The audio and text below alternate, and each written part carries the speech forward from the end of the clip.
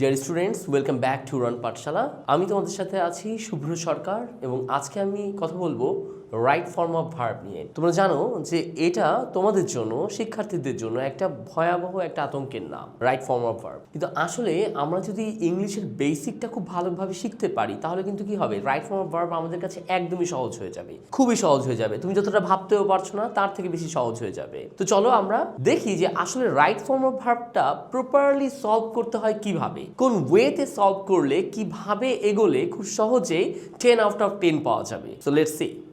দেখো আমরা এবার হচ্ছে DEF করব। তো DEF করার আগে আমি লাইনটা পড়ার আগে ড্যাশের দিকে তাকাই। জাস্ট কি আছে, অলওয়েজ আছে। অলওয়েজ থাকলে কোন টেন্স হয়? প্রেজেন্ট ইনডিফিনিট টেন্স হয়। সাবজেক্ট কি আছে? I student. কি এটা? Third person singular number.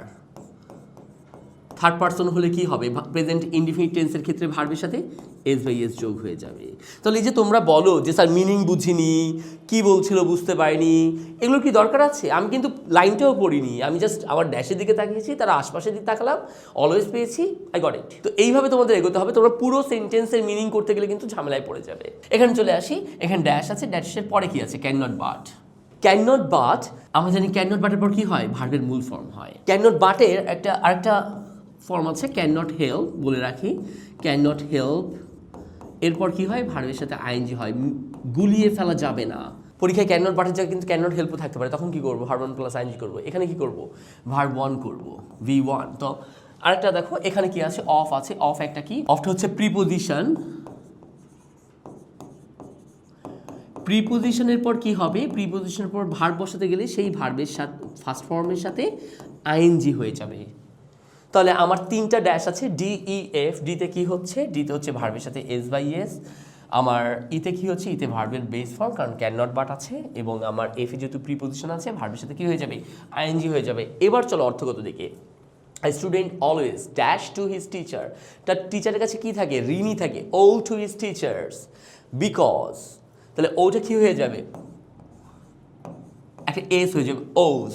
The student always owes to his teacher because he cannot but take help. টিচারের কাছে কি নেয়? হেল্প নেয়। Take help from them in case of dash knowledge. জ্ঞান অর্জনের জন্য। একেবারে মানে কি? অর্জন করা। তাহলে কি হয়ে যাবে? আইএনজি হয়ে যাবে। ACQUIRING। কোনো শব্দের শেষে যদি ই থাকে, তার আগে যদি একটা কনসোনেন্ট থাকে, তাহলে কি হয়? ইটা উঠে আইএনজি হয়ে যায়। সো আই গেস তোমরা বুঝতে পেরেছো। অলওয়েজ আছে present indefinite tense, third person singular আছে, ভার্বের সাথে S by S. Can not but আছে, V1। মনে রাখতে হবে ক্যান নট হেল্প থাকলে verb one plus ING. Preposition আছে, ভার্বের সাথে আইএনজি। এবং এই খুব ইম্পর্টেন্ট রুলস, তুমি বোর্ড কোশ্চেনে যাও, প্রত্যেকটা বোর্ড কোশ্চেনের মধ্যে তুমি এই তিনটা থেকে দুটো রুলস পেয়ে যাবে। এতটাই কমন এটা, এতটাই ইম্পর্টেন্ট। তো আশা করি তোমরা বুঝতে পেরেছো। ধন্যবাদ।